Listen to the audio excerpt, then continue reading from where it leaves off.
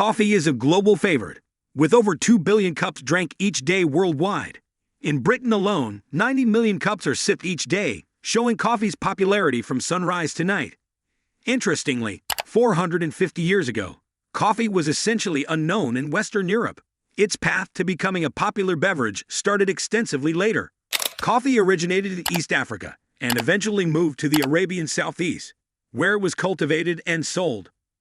By the 17th century, coffee had spread throughout Europe, becoming a symbol of luxury and a social drink.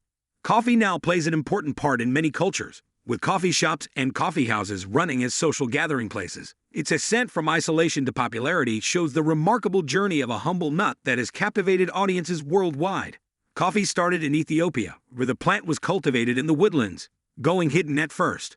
Over time, humans learned that the dried fruit could be crushed, roasted, and brewed into a tasty drink. As its popularity spread, there were concerns about its addictive nature. Despite this, coffee's popularity developed, particularly in Western nations, where its taste was appreciated. Unlike wine and beer, coffee has been shown to promote clear thinking, making it excellent for work situations. Its activating impact kept users conscious and interested throughout key conversations and discussions. This awareness prompted the creation of coffeehouses as places for social and business interactions.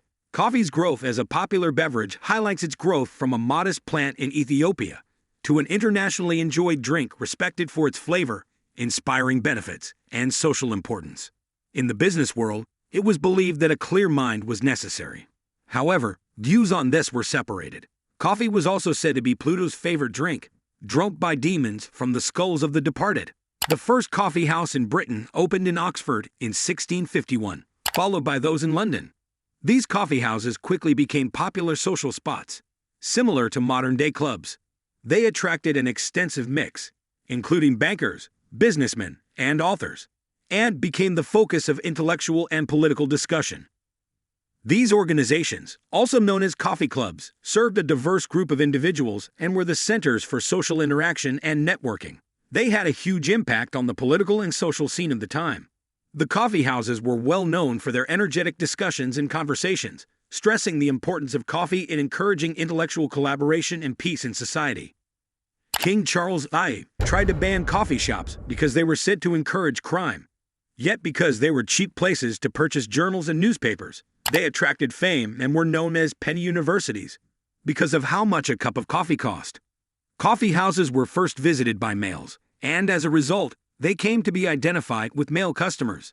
This established coffee's status as a men's drink, and men still consume more coffee than women do today. But because of its novelty and exoticism, coffee has also been the subject of conflicts and anxieties. Like anything new and unique, coffee was viewed with suspicion when it was introduced to the West. Coffee shops succeeded in these challenges, becoming places for social and intellectual interaction. They had a big impact on sharing information and shaping public conversation. Coffee's popularity further grew with its association with learning and social interaction, which eventually led to its creation as a beloved and popular beverage around the world. The famous criticism that coffee caused infertility first appeared in 1674. However, some disputed that it made people more active. Not everyone enjoyed the flavor of coffee, despite its divided nature. But in Britain, the custom of creating coffee with milk and sugar, similar to making tea, became more and more common, which increased the country's coffee consumption. Coffee had been firmly established in British culture by the 18th century. It moved from being only drunk in coffee shops to being enjoyed at home, often as a beverage after a meal. This change played a part in the beverage's rising appeal. The quality of coffee was frequently poor in the 19th century. Yet the development of the grinder in Italy completely changed the coffee culture. Water was forced through finely ground coffee beans by the tremendous pressure this machine applied. As a result of this process, the coffee's flavor and quality were greatly enhanced, and it became darker in color.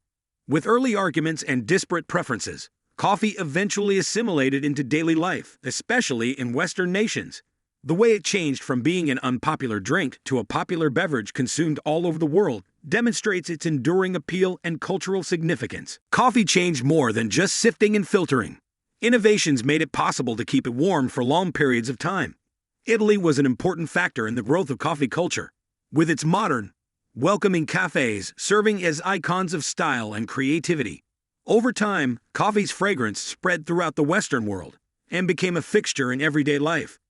As coffee became more popular, a complex tapestry of traditions and customs developed, each adding depth to the experience of enjoying this beloved drink. These techniques represent not simply cultural preferences, but also an in-depth awareness of coffee's complexity and issues. In Italy, for example, a unique habit evolved in which it became normal to stay away from drinking coffee after lunch. This tradition evolved from the idea that dairy-based drinks, such as coffee with milk, were best drunk in the morning. The dedication to specific rules shows an extensive awareness of coffee's unique flavors and compositions, as well as a knowledge of how these preferences mix with social conventions. Coffee culture grew into an anchor, attracting people together in common spaces to engage in casual conversations and social interactions. Cafes grew into hubs of activity, attracting people from every walk of life. Over a warm cup of coffee, friendships were formed, ideas were shared, and communities were built. Coffee developed from a beverage into a source of inspiration and friendship. This evolution from a common drink to a cultural phenomenon shows the huge impact of innovation, tradition, and culture on human interactions. Coffee's path from its humble beginnings to its universality in our daily lives represents more than just a shift in tastes. It shows the complex balance between tradition and modernity, innovation and preservation. At its foundation, the evolution of coffee culture demonstrates the fluidity of human connections. It shows how something as basic as sharing a cup of coffee can break down linguistic, social, and cultural barriers, developing a sense of community and belonging. Whether drunk in the busy streets of Rome or the peaceful cafes of Paris, coffee serves as a universal language, drawing people together in moments of shared experience and appreciation. In addition, the spread of coffee culture allowed for new kinds of expression and creativity. From the bright artwork on cafe walls to the sincere sounds of live music performances, coffee shops have become nurseries for artistic efforts and cultural exchange. In this way, coffee not only nourishes our bodies, but also generates our imaginations, motivating us to connect, create, and innovate. In short, the history of coffee is more than just a record of shifting taste preferences. It is a story of human connection, cultural exchange, and shared experiences. Coffee, from its humble beginnings to its common presence in cafes throughout the world, symbolizes the spirit of connection and friendship. As we lift our cups in celebration, let us toast to coffee's enduring legacy, a beverage that crosses borders and brings people together in the spirit of warmth, conversation, and common humanity. Climate change risks having an important impact on coffee production and the livelihoods of people who rely on it over the next decade. Major coffee-producing countries, such as Nicaragua and Tanzania, fear very serious impacts. Nicaragua may lose the majority of its coffee-growing lands by 2050, while Tanzania's yields may fall sharply by 2060. The figures are concerning, given the millions of people whose livelihoods depend on coffee farming. Several factors contribute to coffee cultivation's sensitivity to climate change, including changes in weather patterns, rising temperatures, and the spread of pests and diseases. These changes can lead to poor coffee yields, lower quality beans, and possibly the closure of coffee farms in some areas. Reducing such challenges needs rapid and united efforts to address climate change and adjust agricultural techniques. Techniques such as agriculture, improved water management, and the development of climate-resilient coffee cultivars can help coffee producers better withstand the effects of climate change and ensure the long-term viability of coffee production.